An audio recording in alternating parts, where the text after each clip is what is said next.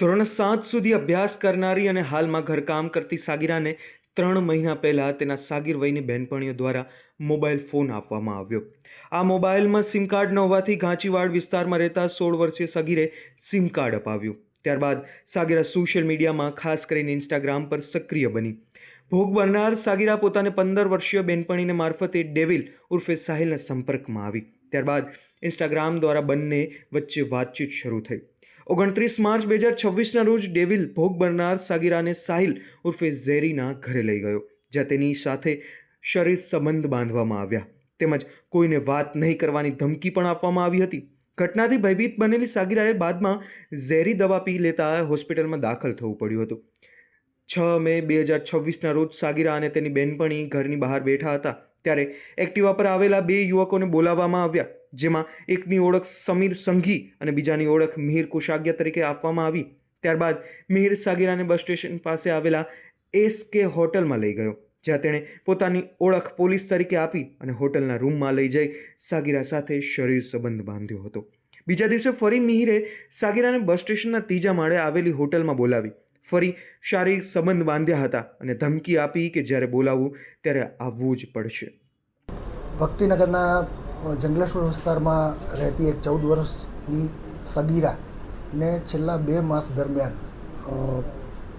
રાજકોટ શહેરના 8 જેટલા યુવકોએ વિવિધ માધ્યમથી ઇન્સ્ટાગ્રામ તેમજ અન્ય માધ્યમોથી ફોસલાવી, ભોળવી અને તેના ઉપર તેની ઈચ્છા વિરુદ્ધ દુષ્કર્મ અવારનવાર છેલ્લા 2 માસ દરમિયાન ગુજારેલ, જે બાબતે ભક્તિનગર પોલીસ સ્ટેશનમાં ફરિયાદ રજીસ્ટર કરવામાં આવેલ છે અને પીઆઈ જયદીપસિંહ પરમાર આ બાબતની તપાસ ચલાવી રહ્યા. 16 મે 2026ના રોજ પાડોશમાં રહેતા રજાક ઠેબાએ ઇન્સ્ટાગ્રામ પર મેસેજ કરી સાગીરાને શાળા નંબર 63 પાસે બોલાવી. ત્યારબાદ તેને એક્ટિવામાં બેસાડી બસ સ્ટેશન પાછળ આવેલી હોટલમાં લઈ જઈ તેની મરજી વિરુદ્ધ શારીરિક સંબંધ બાંધ્યા હોવાનો આક્ષેપ કરવામાં આવ્યો છે. 17મી મેના રોજ રાત્રે રજાકે ફરી ઇન્સ્ટાગ્રામ પર મેસેજ કરી સાગીરાને બહાર બોલાવી. ત્યારબાદ સફેદ રંગની સ્વિફ્ટ કારમાં બેસાડી આશિફ શાહમદાર અને ધવલ નામના વ્યક્તિઓને પણ કારમાં બેસાડવામાં આવ્યા અને ત્યારબાદ ત્રણેય દ્વારા સાગીરા સાથે વારાફરતી શારીરિક સંબંધ બાંધવામાં આવ્યા હોવાના ગંભીર આક્ષેપો કરવામાં આવ્યા છે. 18મી તારીખે સાગીરાના પિતાને મોબાઈલ ફોન મળી આવ્યો હતો. મોબાઈલ બાબતે પૂછપરછ કરતા સાગીરાએ બહેનપણીઓ દ્વારા મોબાઈલ મળ્યો હોવાનું જણાવ્યું. બાદમાં વધુ પૂછપરછમાં છેલ્લા 3 મહિનામાં બનેલી સમગ્ર ઘટના બહાર આવી. ત્યારબાદ પરિવાર દ્વારા પોલીસનો સંપર્ક કરવામાં આવ્યો અને ગુનો નોંધવામાં આવ્યો. ભક્તિનગર પોલીસ દ્વારા 24 વર્ષીય ધવલ રાઠોડ, 22 વર્ષીય મિહિર કુશાગિયા, 24 વર્ષીય સાહિલ ઉર્ફે ઝેરી સહિતના વ્યક્તિઓની ધરપકડ કરવામાં આવી, જ્યારે કે ભોગ બનનાર 14 વર્ષીય સાગીરાની 15 વર્ષીય બહેનપણી તેમજ 16 વર્ષીય સાગીરને જુવાઇનેલ બોર્ડ સમક્ષ રજૂ કરવામાં આવ્યા છે.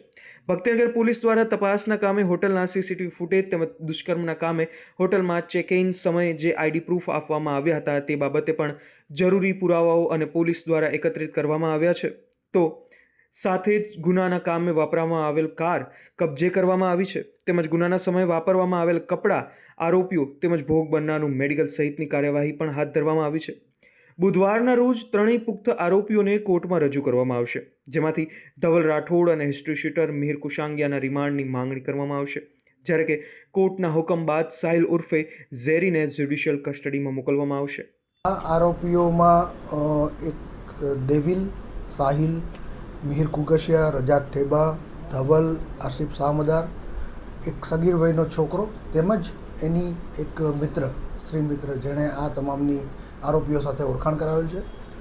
તેને આરોપી તરીકે તેઓના નામ ફરિયાદમાં આપવામાં આવેલ છે. આ બાબતે તપાસ તજવીજ દરમિયાન 3 આરોપીઓની અટકાયત થઈ ગયેલ છે અને બાકીના આરોપીઓની અટક કરી આગળની તપાસ ભક્તિનગર પીઆઈ પરમાર. સમગ્ર કેસમાં સામે આવેલા મિહિર કુશાગિયા સામે અગાઉ પણ અનેક ગુના નોંધાઈ ચૂક્યા હોવાનું સામે આવ્યું છે.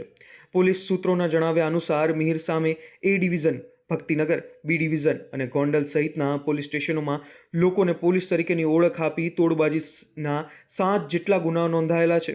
એટલું જ નહીં, તેના વિરુદ્ધ 2 વખત પાસા એક્ટ હેઠળ પણ કાર્યવાહી થઈ ચૂકી છે. તેમ છતાં જેલમાંથી બહાર આવ્યા બાદ પણ મિહિર ફરીથી પોલીસ તરીકેની ઓળખ આપી ગુનાહિત પ્રવૃત્તિઓ કરતો હોવાનું સામે આવતા સમગ્ર મામલે અનેક સવાલો ઊભા થયા છે.